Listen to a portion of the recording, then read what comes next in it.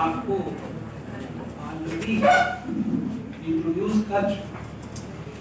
आप रतनजीत जी है, यूपी बीसीएसजे 2022 की क्या विजेता थी, विजेता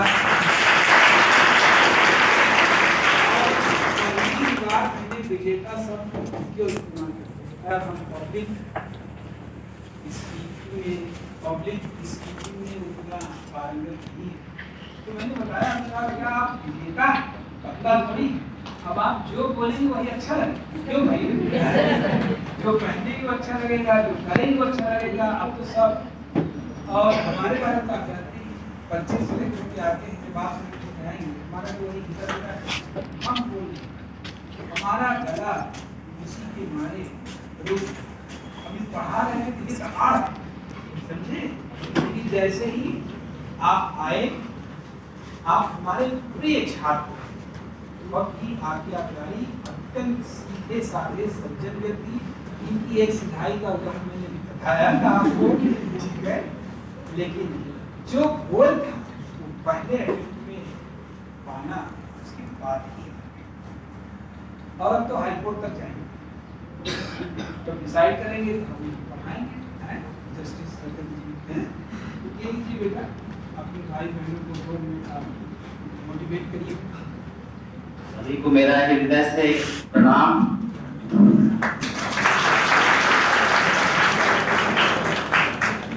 सबसे पहले मैं ईश्वर को, अपने माता पिता को और अपने सर को और इस इंस्टीट्यूट को धन्यवाद देना चाहता हूँ, जो जिन्होंने मुझे मौका दिया। मैं आपके समक्ष आज खड़ा हूँ और अपनी बातों को बता रहा हूँ। जैसा कि सर ने बताया होगा, मेरा नाम रतनजीत जायसवाल है और अभी मेरा हाल ही में सिलेक्शन हुआ है, 146 रैंक रहा है मेरा, और मैं कुशीनगर का रहने वाला हूँ। तो सबसे पहले मैं आपसे एक सवाल पूछना चाहता हूँ, इस सफलता का मतलब क्या होता है? कोई बता सकता है? और इसको थोड़ा एलोकेट करें।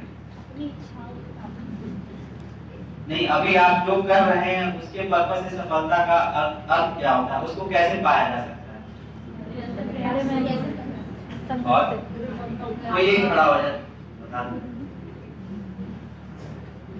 परिभाषा बना के बताना है। हमने अपने जीवन में जो लक्ष्य निर्धारित किया है उसको पा लेना ही सफलता है। कैसे इसको पाएंगे? और संकल्प होना पड़ेगा, डेडिकेट होना पड़ेगा, तभी हम अपने लक्ष्य को प्राप्त कर सकते हैं। उसके लिए सबसे महत्वपूर्ण चीज होता है वो होता है अनुशासन। अगर आपके अंदर अनुशासन नहीं है और आप पढ़ रहे हैं, प्रयास कर रहे हैं बिना अनुशासन के, तब आपको सफलता मिल भी सकती है, नहीं भी मिल सकती है।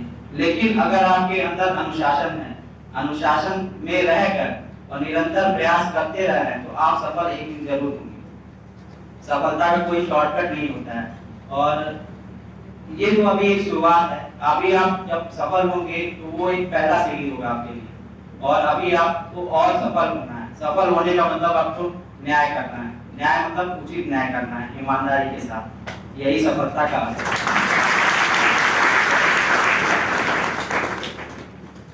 किसी को कुछ पूछना हो तो पूछ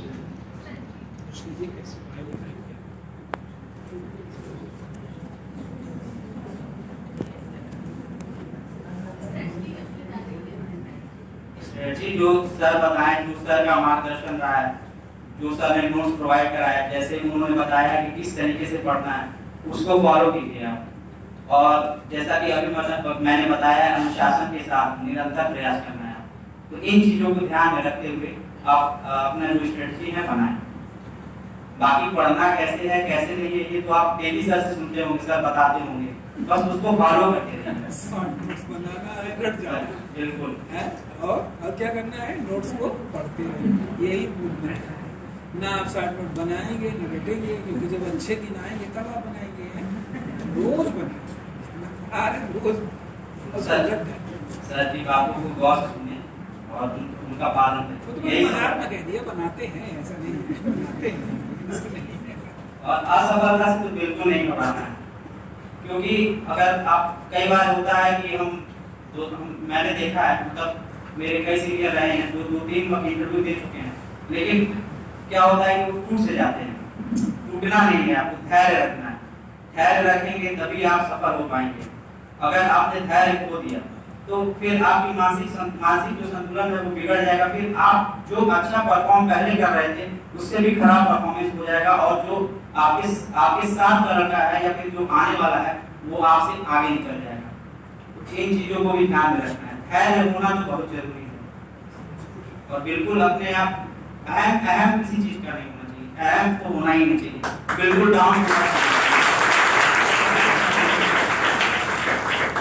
इन लोगों को पंक्तिबद्ध ढंग से हम ये समझाते हैं, जैसे हम बताए हैं आपको, धीरे धीरे रे मना धीरे सब कुछ, माली सींचे 100 घड़ा ऋतु आए पौधा लगा दिया जाए और माली उसमें 100 घड़ा पानी डाल दे तो क्या तुरंत फल आ जाएगा?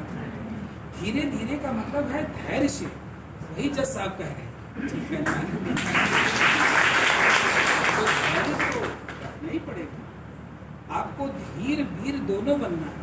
वीर माने परिश्रम करना है, और धीर माने धीरज रखना है। तो धीरज रखते हुए परिश्रम करना है। आप देखिए कह रहे हैं कि एक बार अगर बाय द वे असफलता मिल गई और आप फ्रस्ट्रेट हो गए, डिस्करेज हो गए, तो पहले से परफॉर्मेंस खराब हो जाएगा।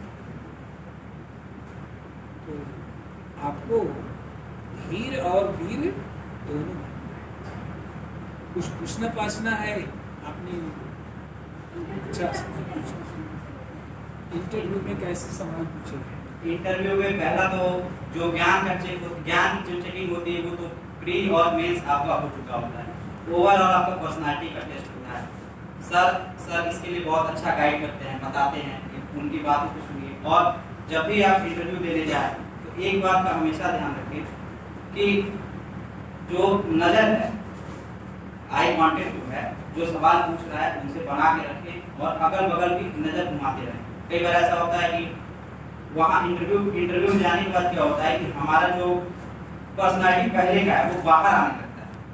तो इन सब चीज़ों का ध्यान अभी से रखना है। अगर आप ये सारी चीज़ों का ध्यान अभी से रखेंगे तभी वहाँ जाके आप अच्छा परफॉर्म कर पाएंगे, अपनी पर्सनालिटी डेवलप कर पाएंगे, आप वहाँ दिखा पाएंगे उन चीज़ों।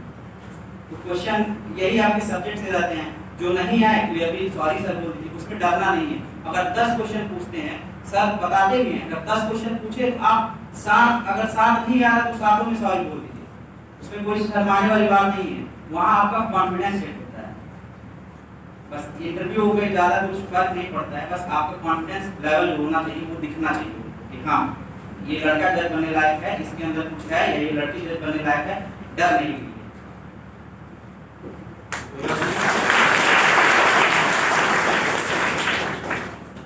और कुछ पूछना?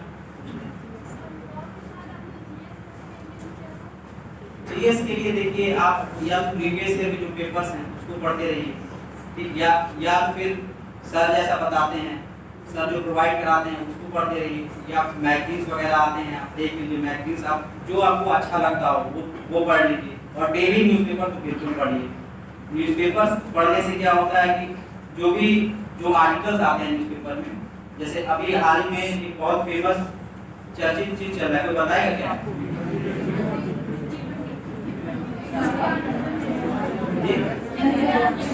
चंद्रयान तो अभी खत्म हो चुका, अभी हाल ही में आदित्य और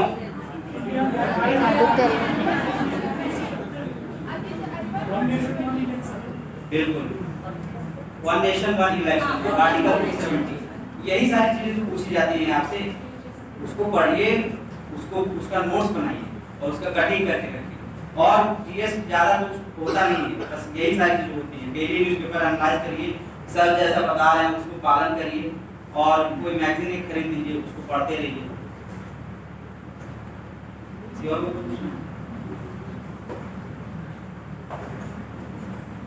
ठीक है। मैं भी चाहता हूँ कि अगली बार जो सिलेक्शन हो, आप सब में से मैक्सिमम लोग सेलेक्ट हों। मैं ऑल द बेस्ट आपके उज्जवल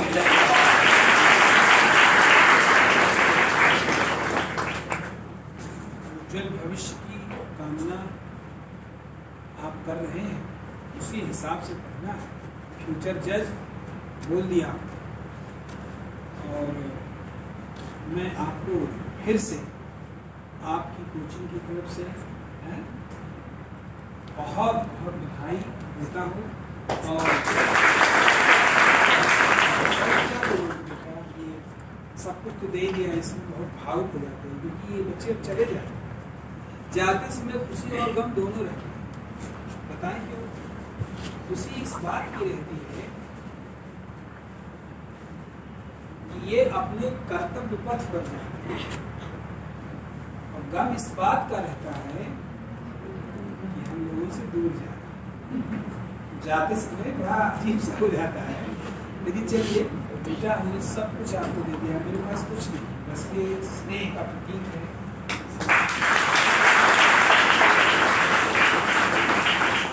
आपको एक आशीर्वाद बचा है, हाथ टेलीफोन पे वही देखिए दोहरा रहे हैं कि आप भगवान करें हाईकोर्ट का जज में, और आपके द्वारा दिए गए फैसले को हम लोग पढ़ाएं। ठीक है,